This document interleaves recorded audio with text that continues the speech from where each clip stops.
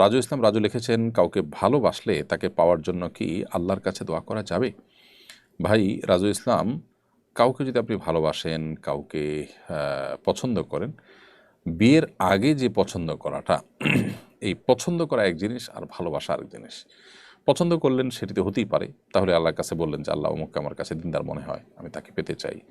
আপনি দোয়া করতে পারেন, কিন্তু তার চেয়ে উত্তম দোয়া, আদর্শ দোয়া হলো যে আল্লাহ যদি তাকে পাওয়ার মধ্যে আমার কল্যাণকর হয় আপনি ব্যবস্থা করে দিন, আর না হলে আমার মন থেকে তাকে দূর করে দিন।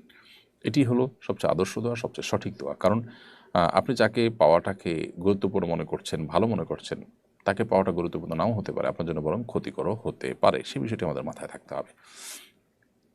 আর বিবাহের আগে এই তথাকথিত ভালোবাসা কারোর প্রতি, এটা হারাম।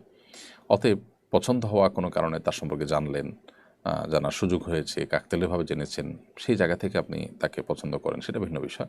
কিন্তু তাকে রীতিমতো ভালোবাসেন, স্বামী স্ত্রীকে যেরকম ভালোবাসে সেরকম ভালোবাসেন, তাকে ফিল করেন, এবং আপনি এই পছন্দ হওয়াটাকে আরও ডিপ লেভেলে নিয়ে গেছেন, তো সেটা অবশ্যই গুনাহের কথা, সেটা কিন্তু জায়েজ নয়।